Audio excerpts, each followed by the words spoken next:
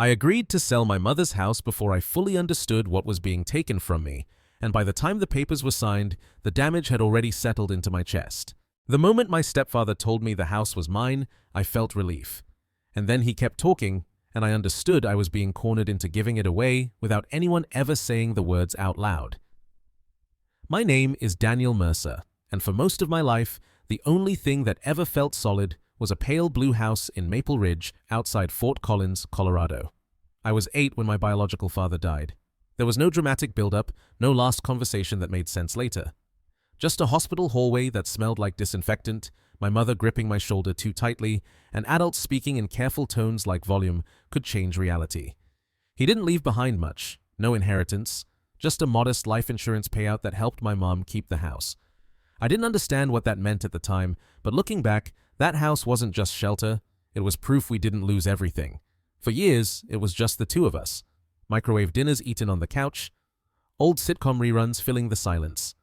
My mom doing math at the kitchen table with a calculator she didn't trust and a stack of envelopes she never opened all at once. She didn't talk about my dad like he was gone. She talked about him like he was still part of us, just somewhere else. That house held all of it. The good days, the bad ones, the in-between years when survival became routine. When I was 15, my mom met Robert Hale. He was polite, measured, the kind of man who always paused before answering questions like he needed to file his thoughts before letting them out. He worked in logistics for a shipping company, which felt ironic later, considering how much of my life he would reduce to practical decisions and careful phrasing. He had 2 kids from his previous marriage, Megan, 12, and Tyler, 10.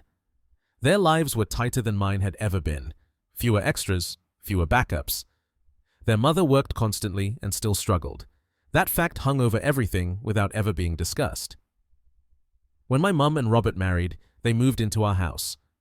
I remember standing in the hallway, watching boxes pile up, realizing something important. Ownership doesn't protect a place from changing. The walls were the same, but the feeling shifted. Quietly. Permanently. We were never close. Not really. We were functional. Holidays were fine. Birthdays were acknowledged. Group photos were taken where everyone stood just far enough apart to avoid touching. Megan and Tyler grew up in that house, but not in the way I did. To them, it was where they stayed. To me, it was where my life started making sense again after it stopped. I left for college, came back during breaks, eventually moved out for good. But the house stayed anchored in my mind. The chipped coffee mug my mom always used, the stair near the top that creaked no matter how many times it was fixed, the oak tree in the backyard my dad once tried, and failed, to build a swing for. That tree would matter later. I just didn't know how yet. Years passed, I built a quiet adult life, a steady marketing job, an apartment that felt temporary even after years. I told myself this was normal, that fulfillment was overrated. Then my phone rang on a Tuesday morning. The hospital number was unfamiliar, but my body recognized it before my brain did. There was no long illness, no slow goodbye. One moment, my mum was planning to visit me the following weekend. The next, she was gone. A stroke. Quick. She didn't suffer, they said. A sentence people use when there's nothing else left to offer. The days after blurred together. The funeral, the condolences. Megan and Tyler crying harder than I expected. Robert holding himself together in that rigid way men like him do, grief compressed into posture and silence. A few weeks later, Robert called me. He said he wanted to talk about logistics. Not about how I was coping, not about missing my mom. Logistics. He asked me to come by the house. Walking through that front door again felt wrong, like stepping into a version of my life that no longer existed. Some things were unchanged. Too many weren't. New furniture, new paint.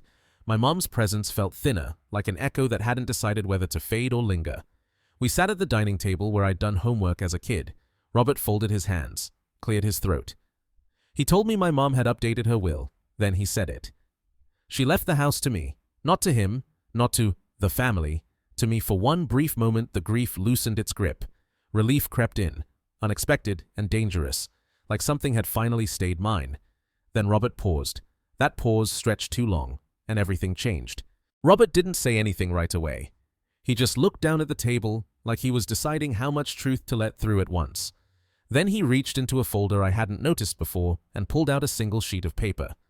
"There's something else," he said. The way he said it made my stomach tighten. Not sharp fear, not panic. Something quieter, like the moment before you realize a conversation is about to turn. He told me my mom had written a letter, not a legal amendment, not instructions attached to the will, just a letter. He slid it across the table toward me, but didn't let go right away. His fingers stayed on the edge, anchoring it there, as if the paper itself carried weight. "She asked me to share this with you," he said. "Only after." After what, he didn't specify. I unfolded it slowly. My mom's handwriting was unmistakable. Rounded letters, slightly slanted, the way she always wrote grocery lists and birthday cards. Seeing it tightened my chest in a way I hadn't prepared for. It wasn't long. She wrote about love, about how proud she was of me, about how family mattered more than walls and wood. Then she reached the part that changed everything. She said she wanted me to do the right thing. She said she hoped I would share the value of the house with Megan and Tyler so everyone could feel included. Not because I had to, because it was fair, because it was family. I stared at the page longer than necessary, rereading the same lines, trying to find something I'd missed. A clarification, a condition, anything that made it less vague. There was nothing. Robert watched me carefully, his hands folded now, posture straight. He didn't interrupt. He let the letter speak for him. Finally, he said, "Your mom really believed in fairness." That word, fairness, landed wrong. It always had.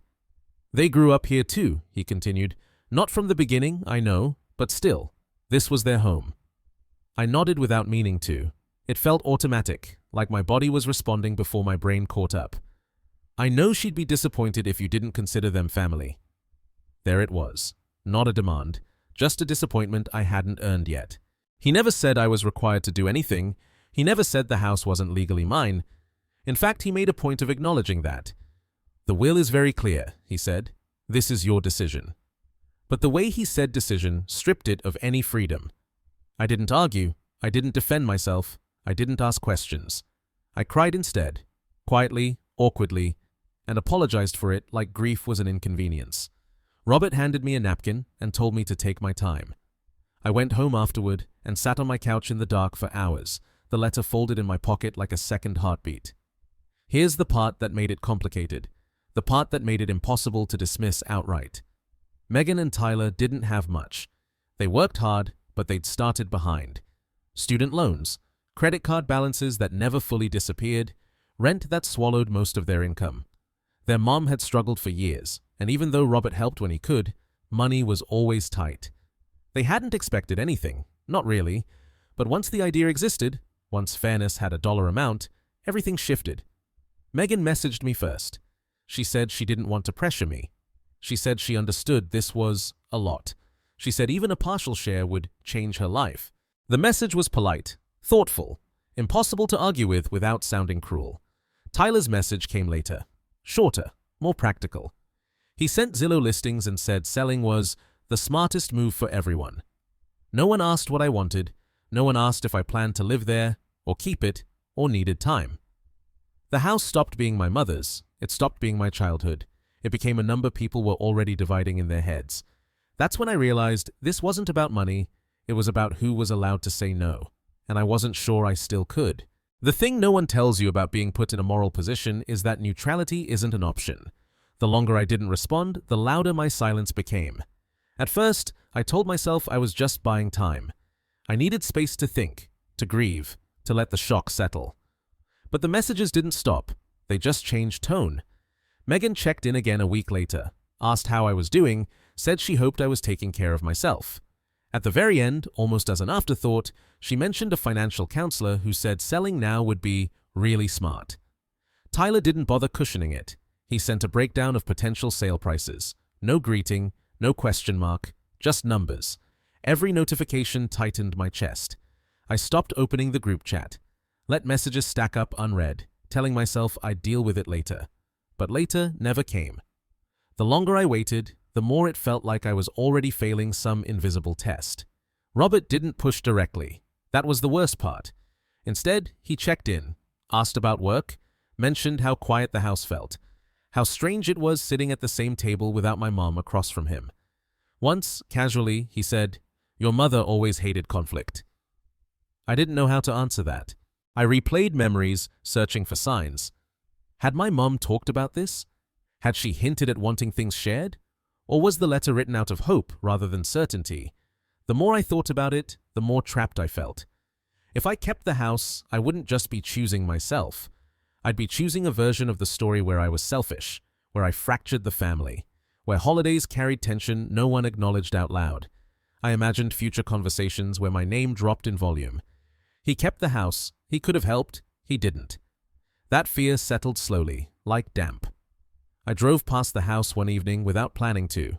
The lights were on. Someone was watching TV. For a moment, it looked exactly the way it had when I was a kid. Warm, steady, alive. Then I remembered it wasn't mine to return to anymore. Not emotionally. A few days later, Megan asked if we could talk. We met at a coffee shop halfway between our places. Neutral ground. She arrived early, hands wrapped around her cup like she needed the warmth. She told me rent had gone up, loans were restarting, medical appointments were being postponed. "I'm not asking for charity," she said quickly. This could help me breathe." I believed her. That was the problem. Tyler didn't meet me. He sent another message instead, saying he'd already started looking at apartments in another city. Just in case.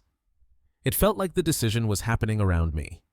I slept poorly, woke up with the letter in my head. Do the right thing. 3 words that somehow covered everything and nothing. I wondered if saying no meant losing them entirely. Or worse, keeping them, but as people who never forgave me. That's when I admitted something I'd been avoiding. This wasn't about whether I could afford to share. It was about whether I could live with who refusing would turn me into in everyone else's eyes. And I still didn't know which version of myself I was more afraid of becoming. I didn't tell anyone I was seeing a lawyer, not Robert, not Megan, not Tyler. It felt shameful, like I was sneaking around to confirm something I already knew but wasn't allowed to say. I found him through a referral. James Whitaker, a quiet estate attorney with a small office in Boulder. No flashy decor, no courtroom drama energy, just binders and a parking lot view that didn't pretend to be inspiring. He reviewed the will carefully, slowly, no interruptions, no commentary. Then he looked up and said, "The house is yours." Not complicated, not ambiguous, yours. I asked about the letter.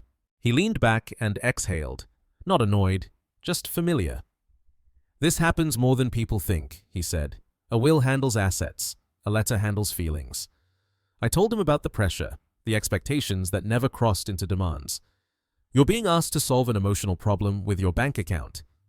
It landed cleanly. There was no legal obligation to share. None. I could live there, rent it, sell it, leave it empty. "And if you do decide to share," he said, "it should be because you want to, not because you're afraid of how people see you." I nodded like I understood. I didn't. On the drive home, I pictured keeping everything, moving back in, hosting holidays, sitting at the table with people who smiled politely but never forgot what I'd chosen. The house stopped feeling like a place and started feeling like a burden. That scared me, because it meant the thing I loved most had become something I was afraid to keep. I walked through the house alone a few days later. Robert was out. The air felt stale.